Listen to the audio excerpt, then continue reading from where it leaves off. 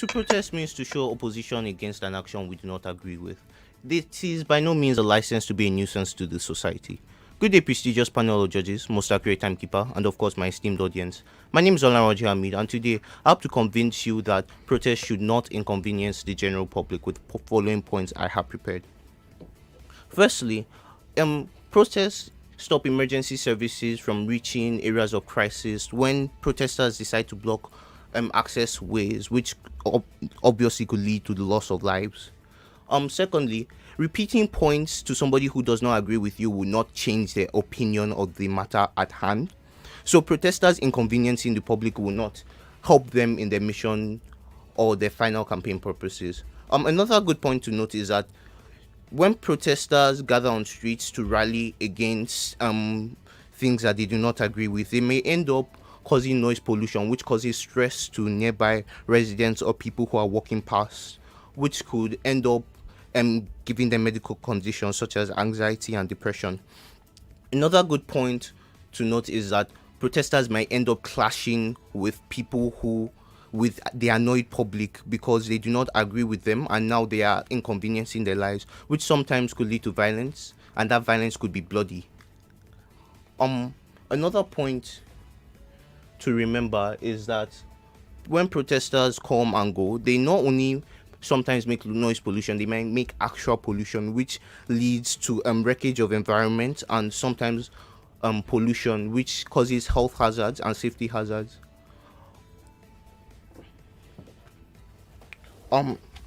Another point is that illiteracy among the populace in countries such as Nigeria would lead to people not understanding what is causing the disruptance of their daily activities, which will cause them to just have a hatred for the people who are stopping them from going on with their lives as normal. Protesters doing such things as sit-at-homes and strikes will cause economic breakdown when the companies they are working for do not make profits, and which can affect the national economy at large when it's at a wide enough scale.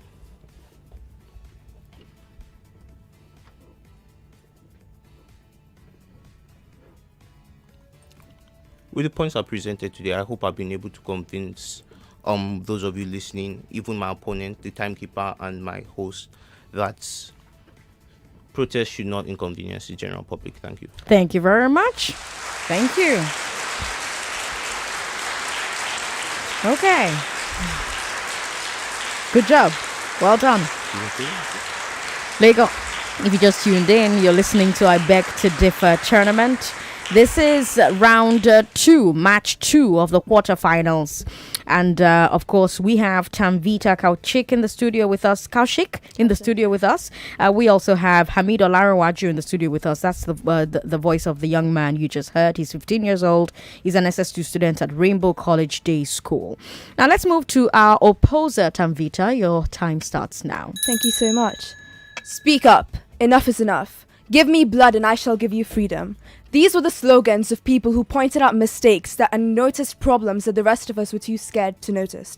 Good day, honorable judges, my moderator, timekeeper, and my fellow co-debater. My name is Tanvita Koushik. I'm 13 years old, and I'm against the motion that states protesters shouldn't inconvenience the general public. Now, usually, there are protests that can happen without there being direct inconvenience. For example, you can send in petitions to a government, but what if you're like protesting an issue that not only the government needs to address, but the public needs to address as well. For example, if you look at Cameroon, what's happening right now, so there's a protest against child marriage, and that's not only helping its legal abolishments, but it's also helping the general public set up mechanisms which can help to protect the girl child. Furthermore, only when there's an inconvenience to the public, that's when the media starts to pay attention. If you're protesting peacefully, nobody's going to notice you, therefore your cause will not be publicized. It's more effective to inconvenience the public rather than to have an ineffective protest.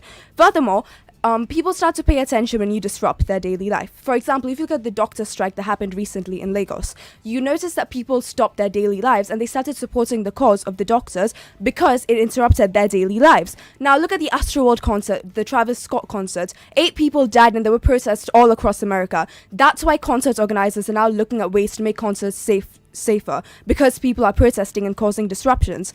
Now, it's said that protests can be economically disrupting. However, it's actually economically beneficial because 52% of protests about economic inequalities, like what's happening in Chile right now. There have been protests since 2019 for a new constitution, and finally they're getting a new constitution which will make for equal pay for almost everyone. Furthermore, the reason why protests happen is because people are already suffering, people are already being inconvenienced. Look at what's happening with Amazon workers right now. At the beginning of the pandemic, they were so overworked, they were treated like actual robots, but because they started going on strike, they were able to get a break. And even though this inconvenienced the e-commerce industry, it still helped and it basically saved their lives. They could have literally died of the overworking. So in conclusion, it's much more effective to inconvenience the public. If you have 500 people going out to the streets and protesting and 500 people writing petitions, it's quite obvious that people on the streets are going to get noticed faster. Thank you so much. Thank you very much, Tanvita Koushik. Well done. Good job. That was brilliant. That was fantastic. Good Lord. You're going to make my job hard today. All right. Well, it's time for the rebuttal round. This time we're going to start with the opposer and then we'll go to the supporter. Tanvita, the floor is yours. Thank you so much. All protocols are duly noted. My opponent made a few excellent points. So the first one is emergency services not being able to reach people faster. Well, once a protest has caused an inconvenience to the public, it starts to become internationally noted, which is why when the NSAS protest happened, like international stars like Beyonce and Rihanna were speaking up about it, and they even provided aid, because Beyonce has an aid, a charity that provides like food and clothes and shelter for people out on the streets who are protesting. Next up, we have about like people repeating points isn't going to help the public; it's just going to annoy them. Well, they're not just repeating points; they're spreading awareness. See, you mentioned illiteracy. Most people don't understand why we're protesting, why these issues matter. Once you start repeating the points, you're spreading awareness and you're making them understand why exactly this is so important. You're basically solving illiteracy. Illiteracy is why we need protests. Now, if you look at the noise pollution, you talked about noise pollution, how that can affect mental health. Usually, protesters who are who have like peaceful demonstrations and who are being demonstrative, essentially, they let you know the location that they're going to and where they're spreading to. So if you are the type of person who gets easily anxious around these kind of events, you can always move to another place, so you can stay in with a friend up until these protests are over. Also, you've got clashes wherein protests turn violent. That very rarely happens. Usually, protests stay peaceful unless the police come in, and that's when police brutality, which is what we're protesting against. You also talked about economic breakdown, which I already addressed. 52% of protests are against economic inequality, and in the long run, they are definitely going to help prevent economic breakdown. And lastly, you mentioned that actual pollution causes safety hazards, but what country doesn't already have actual pollution, right? And after there are protests, there are usually street cleanups by the organizations I mentioned before, which helps to prevent safety hazards that would normally happen. Thank you so much. Thank you very much, Tanvita Koushik. Well done. Good job.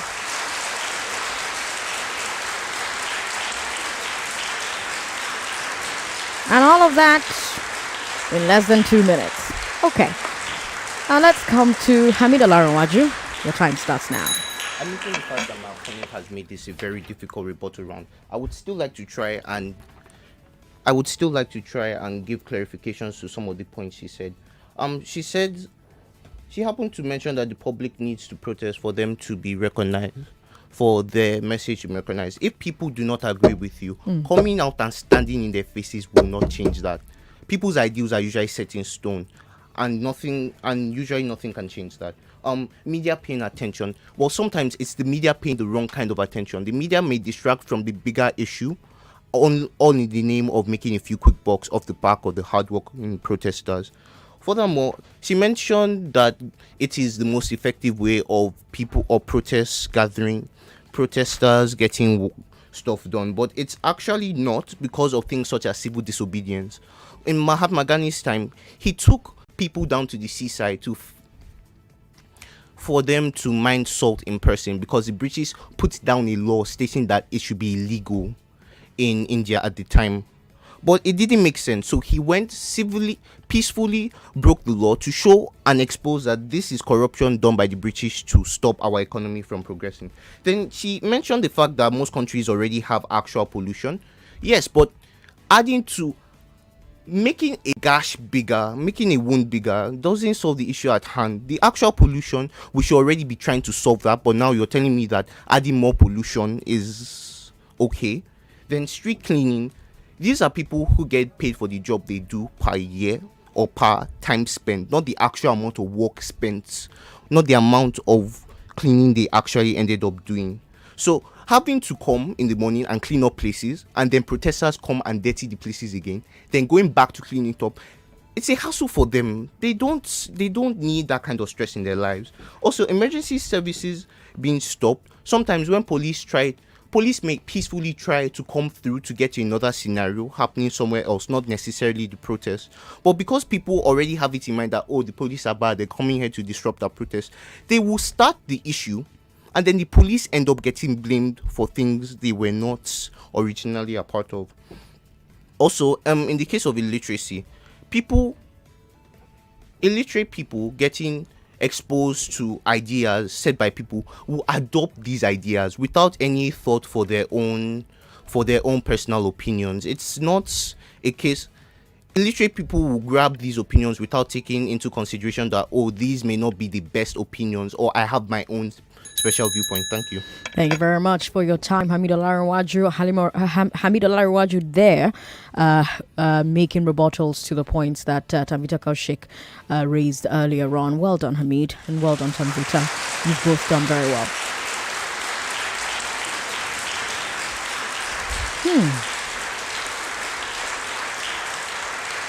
Okay. You've made very solid points. My team is saying to me that you've both made their job very hard, but they are taking a look at the points that you've made here again.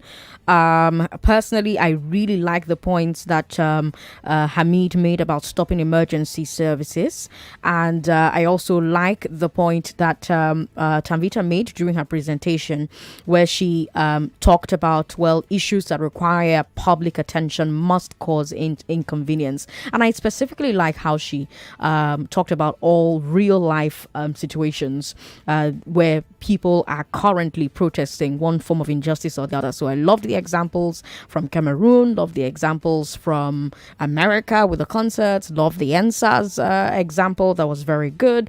I also loved the point where Hameed said, well, if you already have a problem, if you have a wound, should you make the wound wider? Should you cut the wound deeper? So it was brilliant competition from both sides, I have to say. This was a really tough one, but I always say that there can only be one. There always has to be one. So what we'll do is take some comments off of social media, and then we will take a look at the scores. The scores are in, the final scores are in, but I want to take a look at comments on social media first up, and then we'll announce who the winner is. Lagos, you're listening to the I Beg to Differ tournament. I'm Sandra Ezekwesili. It's day 2 of the quarterfinals. And we have had 2 fire debaters in the studio with me, with you as well, who's listening at home. You should have been here during that long break. It was hilarious. I was having such a ball laughing, and we were just talking about life, talking about their lives. Tanvita is actually writing exams at the moment, and the final exams for the year for first term, and they're just talking to me about what they do away from school. Hameed is a math whiz. He loves math, which is impressive, I think. And Tanvita has been doing public speaking for 3 years now. So brilliant conversation we're having off the air. I didn't want it to end, but it has to end. And then they were begging me to tell them, well, who's won? Who's won? Put us out of our misery. If you just tuned in, we've been doing this since last week, Monday. We started with a round of 16. Now we are doing the quarterfinals. Tanvita Koushik is in class 9 at Avicenna International School. She's 13 years old. Hameed Olarenwaju is in SS2. He's 15 years old at Rainbow College Day School. And today they talk to us about protests. Protests should not inconvenience the general public. Hameed supported that they should not.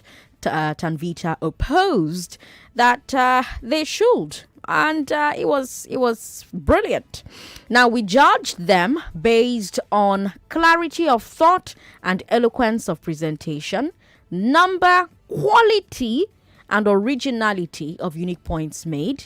I told them that if you repeat a point, your score will not increase. Number of opponents' points addressed during the rebuttal round, the strength of the rebuttal of each point. Now, thankfully, they are not tied, because if their scores had tied, there would have been a tiebreaker round, and they would have had to switch sides, and they would have had 3 minutes to debate in favor of their opponent's positions. Now, during the presentation round, dun dun dun, Hameed Olarenwaju scored 6 points. Tanvita Koushik scored 4 points. Presentation style, Hameed Olarenwaju scored 3. Tanvita Koushik scored 5. During the rebuttal round, Hameed Olarenwaju scored 2 points and Tanvita Koushik scored 5 points. Their rebuttal style, they tied at 5 points, which brings us to a total of 16 points for Hameed Olarenwaju and 19 points for Tanvita Koushik. It was a close one. Congratulations to both of you. Well done. Good job.